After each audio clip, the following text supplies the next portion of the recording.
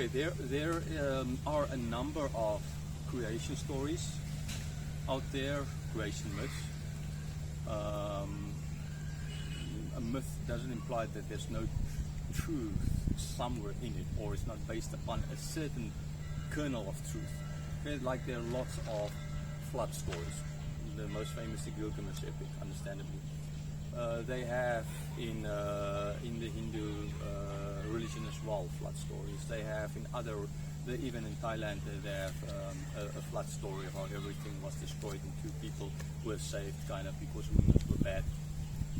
Flood stories in all, and I'm not going to make now a long story about the flood story and is this just another myth. Or remember, when there are lots of movies made in Hollywood, lots of movies made about a savior. That does not mean that none or all of these movies are now maybe the truth, and that since Jesus is the original one to give his life and die in the way he did, now therefore is the story of Jesus the true one, or is the stories of Superman or whoever the true stories? Okay. So what I'm trying to say is just that because there are different stories that seemingly tell the thing, that does not imply that there is not an original story. Okay, all these other movies, books, whatever, they are based upon ultimately the original. Okay, so in the same way, the flood story is based upon there were an original flood story. Even the Incas had a flood story on the other side of the world. Okay, again, proof that there were flood like this, or at least a possible proof of that. Okay, so all these different nations and religions, they had these stories because something like this happened.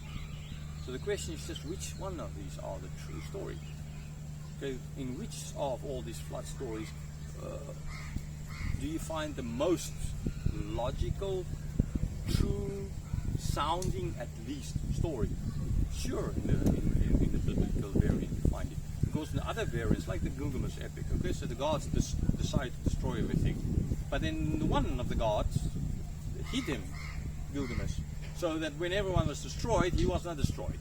Okay, he told him to build the store, whatever, and so after the flood, here comes the god, and like, oh wow, here's a human being. How the heck did this Gilgamesh survive? Okay, it's different. In this story, God is the actor. God is the one destroying everything. God knows what he's doing.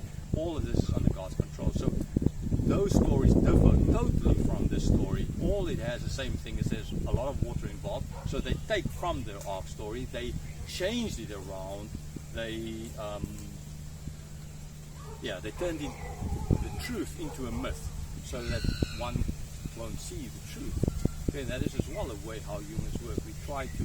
We know the truth, but we don't want to believe the truth. So we add to the truth so as to make the truth undiscernible that you can't see it anymore. Okay, and that's the same kind of thing that happens here. So I'm not really going to, at least at the moment, I don't have time for that. But maybe in the future I'll make video clips on these different epics, all these different myths, and just show that ultimately how the biblical variant goes against this and speaks against this actually in the way it's speaking. Okay, like in the Gilgamesh epic, when after they came out and they had the offering there, the gods came out, oh wow, that smells so nice. The reason that it was destroyed there in that epic is because people were too loud. Now, Buddhists around here, sometimes in these holy days, making at night such loud noises, and I can understand why the god gets angry with them. I don't know how that can be good for the karma of the priest there anyhow, but that's another story. So, because they were loud, he destroyed them. Okay? People were sinful, so it's a moral reason, the people from the flood. So we don't look at the heroics of Noah, all you see is the morality of Noah. Okay, that he did everything as God commanded him. That's a difference a huge difference between the Gilgamesh epic and the way the gods act, totally different. Then after the flood, they come and say, oh wow, but that smells so good. I'm not going to destroy them so that these people can make food for me. And we know again that that's not the reason why God changed it. We see it from the Old Testament. God doesn't care about the smell of the food. God cares about the heart. These gods care about the smell of the food. God cares about the heart. And that's it. See, same kind of story, but a total different lesson, a total different God in ultimately, or God here and in God's in that side. A total different hero. In Noah's case, after this, he's going to sin. In Gilgamesh's case, after what happens, he's made to God. A total different outcome.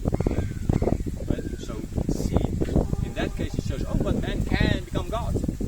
Like Adam and Eve, there, the snake promised to Adam and Eve in the Garden of Eden. Right? Like lots of churches promise their people they can become gods. Like the Mormons promise their people to become gods. Like I've heard in Russia, in churches being said that they can become gods. Okay? While in the Noah story, in the flood story, we see that Noah is just another a human whose thoughts are evil all the time. He sins afterwards. Right? This is who we are. We don't become gods. We are not good. So you can clearly that see as well from a moral point of view. The Gilgamesh story is nonsense. It does not happen because we are not good. There's none good. Okay? But the biblical version of Noah and how it happened, of Noah turning, of Noah sinning again, after God said the sins or the thoughts of man are evil all the time. Right? Even from the youth. Okay? That shows that the biblical theory is what we can see around us. That's the one that makes sense. And therefore, logically speaking, that is the one that will be the true version. And others are based just bad versions of, or retelling of the original, using parts of the original so as to hide the truth.